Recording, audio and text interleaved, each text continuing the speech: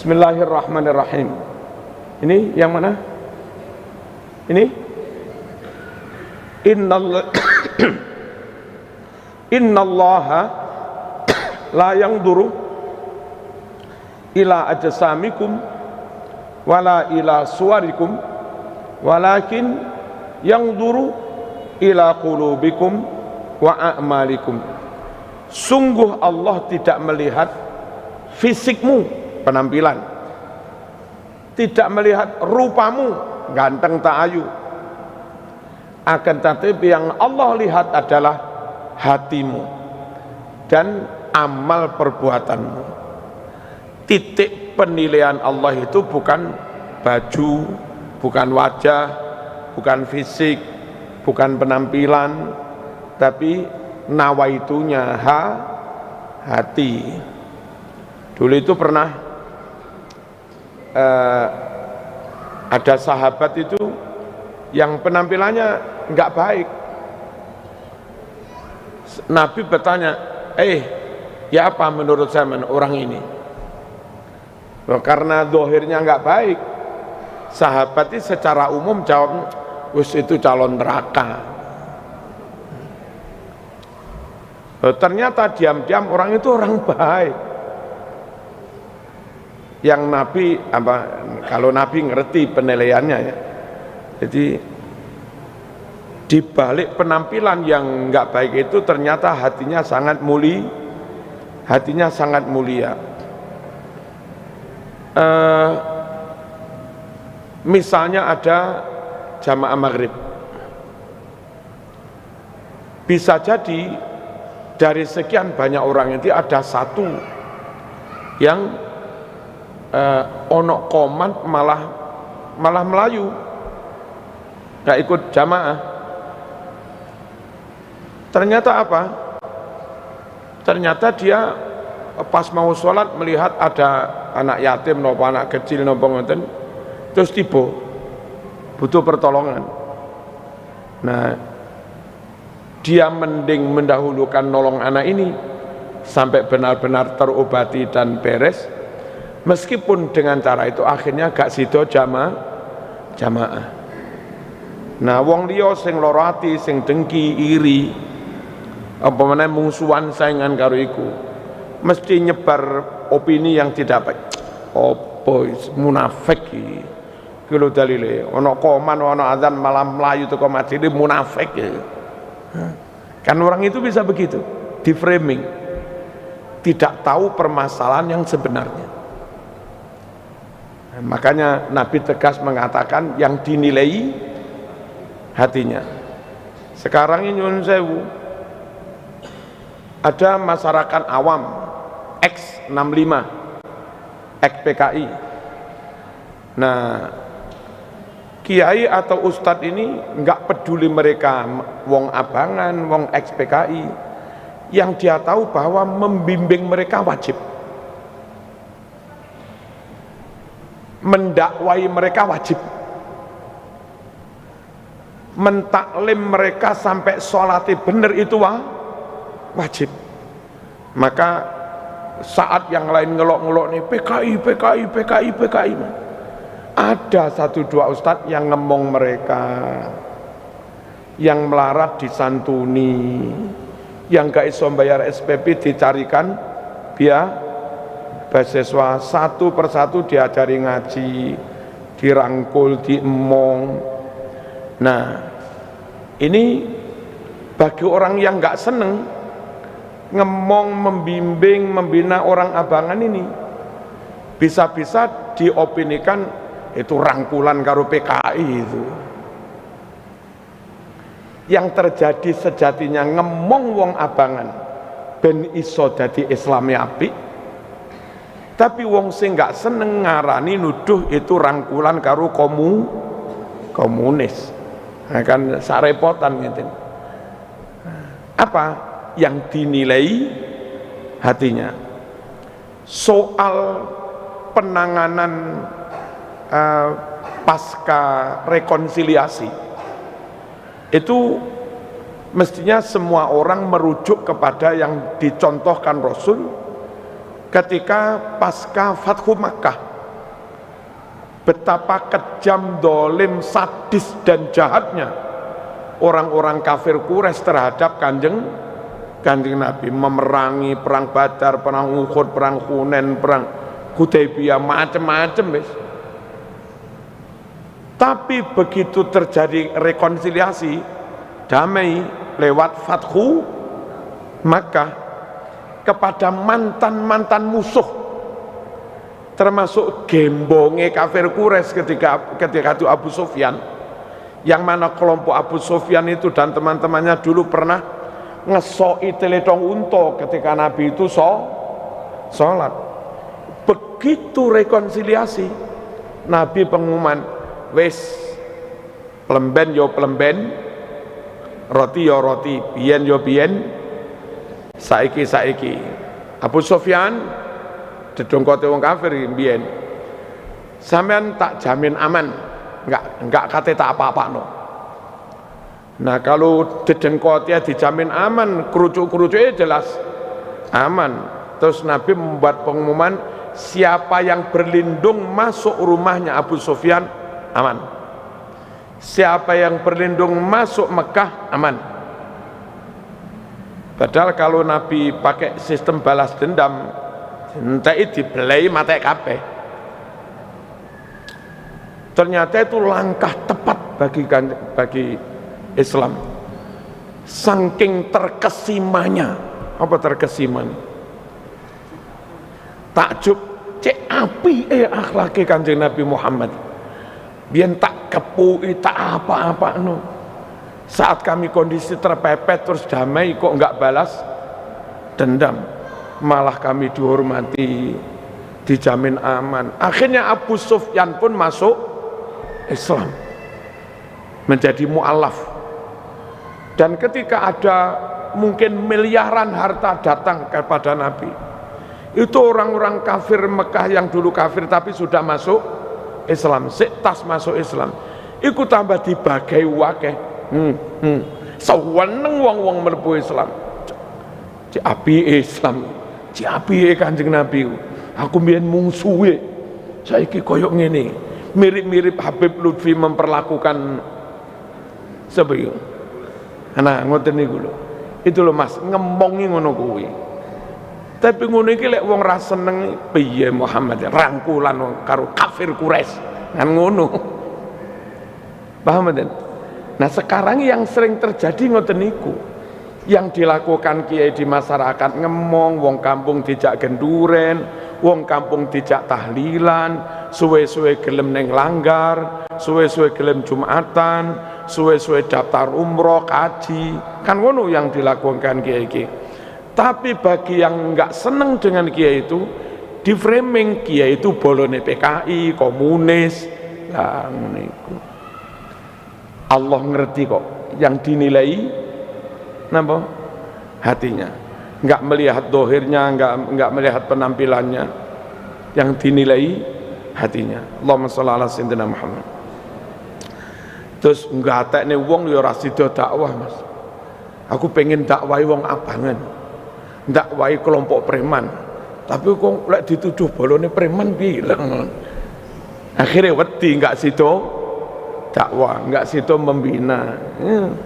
Wong weden apa jereh. Lek model Gus Dur dakwah wajib, menyampaikan kebenaran wajib, menyampaikan Islam wajib, sampaikan saja. Perkara mereka akhirnya kita dituduh bolone kono, urusane kono. Emang gue pikirin gitu aja kok, repot. Di Gaza itu Mas pelan dan alhamdulillah saiki perubahannya luar biasa. Itu yang wakaf tanah yang sekarang jadi pondok yang depan itu mantan 65 toko dan nyata dicedeki, diulang ngaji, diapii, suwe-suwe benar-benar jadi Islam yang baik, sregep sholat, sampai iso khatam Quran, sampai gelem wakaf tanah 1000 meter lebih. Lho ngono iku terus kalau kami diarani bolone PKI lah ya lucu toh. Nah, ngeten niku. Dan rata-rata baik NU ataupun Muhammadiyah itu sukses ngemong wong kampung yang awam itu. Tahun 70-an atau awal 80-an Jumatan yang kampung-kampung ini separuh masjid wis alhamdulillah.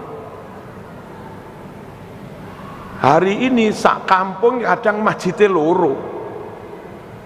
Dan itu penuh semua. Tahun 80-an sekolah SMA Tugu sing jilbaban bocah siji loro. Hari ini SMA Tugu sing siji loro iku sing gak jilbaban. Ya pernah? Tahun 80-an arek taman SD iso maca Quran iku mung siji loro. Mulai ada booming TPQ Iqra tahun 90-an sampai saiki iku hampir semua arek yang taman SD itu iso maca Quran karena ada gerakan TPQ sore. Dan kiai-kiai baik NU maupun Muhammadiyah secara umum NU nggak peduli mereka itu anak siapa, nggak peduli mbahnya dulu kayak apa, yang penting dakwah. Dan karena nyatanya anak-anak cucunya wis gelem sholat, wis gelem dadi wong apik, kiai-kiai itu hati-hati banget mengangkat isu tentang ngono kuwi. Khawatir mereka yang sudah baik wis gelem kaji, wis gelem ngaji, anak wis dipondokne, kalau masih disinggung-singgung lagi itu bisa tersinggung. Coro bahasa enggak saya jane kurang apa sih, aku jak tahlil wis gelem, dijak umroh wis gelem, kon mondoknya anak wis gelem, dikongkon daftar kaji wis gelem, kon nyumbang masjid wis gelem. Lah ngono kok sik pancet dilok-ilokne. Kan jadi tersinggung. Nah, bukan nggak peduli dengan bahaya PKI, tapi permasalahannya alon-alon ngemong dan sudah banyak berhasil, tidak ingin luka lama itu kambuh kembali. Clear? Nah, sekali lagi perkara pancet dituduh bolone PKI urusamu. Yang jelas yang terjadi kiai itu di bawah ngemong, dan ngemongnya sudah banyak berhasil. Hati-hati, jangan menilai orang hanya dari sisi zahir. Enggak mesti. Malah kita itu sering kapusan. Nggih. Nis kula wis ping pira ae tiyang teng griya krana dandanane kaya ustad barang ngono. Ngampil yatra nggih kula ampili wong pancen ya kelihatane ya sae, tibake ra balik-balik. Mboten mesti. Tenan. Wonten sing wis 15 tahun nggih durung balik. Wonten ngantos wis sedo ya enggak balik. Ibu lari-lari coba nangklet ning garwane ya kula mboten ngerti, enggak urus, enggak tahu menau, ya wis. Padahal tindak tengkuloi dengan dandanan ngustati ngono. Jadi ojo gampang-gampang terpengaruh penampilan. Allahumma sholli ala sayyidina. Uwais Al-Qarani, wali terkenal wis, zaman waca teng hadis Bukhari Muslim. Saking ngetope, saking terkenale sampai Nabi pesen teng Umar, besok ana wali jeneng Uwais Al-Qarani, masyhurun fis sama, majhulun fil ard. Di kalangan malaikat sangat populer Mas, viral kewaliannya. Menungso sing akeh gak tanggane karo tanggane ngarani gendeng. Umar besok lek ketemu sampeno salamku, jaluk donga, dongane mandi. Matura wes aku jalukno sepuro ning pangeran, mandi tungan. Cirine napa? Bapake wis sedo, gari ibuke rondo, terus kene ana toh ireng ning kene. Omahe teko Yaman dari suku Koron, namanya Koroni. Nah, pas Umar jadi khalifah, pas musim haji, itu kan orang jamaah haji dari berbagai negara ngumpul teng Arafah. Umar jadi Amirul Hajj, pidato menyampaikan khutbah. Terus pengen mencari Uwais iku ana apa ora di antara jamaah haji. Afikum Yamani, iku ana apa ora jamaah sing teko Yaman? Wonten kene dhewe nang kene. Kan Koron itu ada di Yaman. Barangkali jamaah Yaman ada yang berasal dari suku Koron. Wis ngumpul jamaah Yaman. Afikum Koroni. Ana ta iki sing teko suku Koron? Wonten. Sing gak Koron nyingkrih. Gari titik jamaah yang dari suku Koron. Afikum Uwais. Ono ta iki sing jenenge Uwais. Lah jamaah yang ndelomong domblong iki lapo khalifah kepala negara goleki Uwais iki. Karena taunya mereka iku bocah rapatek waras pekok. Apa? Rada gak 100 ngono. Lah napa sampean madosi Uwais? Wis ana Uwais. Lah Uwais lu gendeng wis ana apa ora? Wonten lha niki. Sing liya ngalih. Umar pengen tabayun bener apa enggak sesuai dengan ciri yang disebut Kanjeng Nabi. Bener bapakmu mati? Nggih. Sampeyan ngupeni ibu rondo? Nggih. Kan pakaian umroh kene kebuka. Dinceng. Ana toi ireng rek. Bener ya. Kon Uwais temenan. Nggih. Aku nyampaikne salame Nabi ning sampean. Terus Nabi pesan apa? Aku dongakno. Cek dosaku di sepuro. Akhirnya didongakne terus ndang ngalih. Sampeyan aja ngomong ngene lho. Kiarakne aku engko terkenal tamune kathah rako berwiritan tambahan.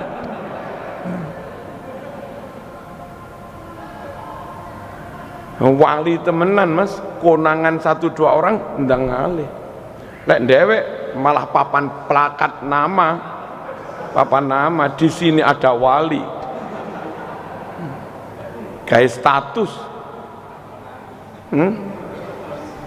Kayak kartu nama.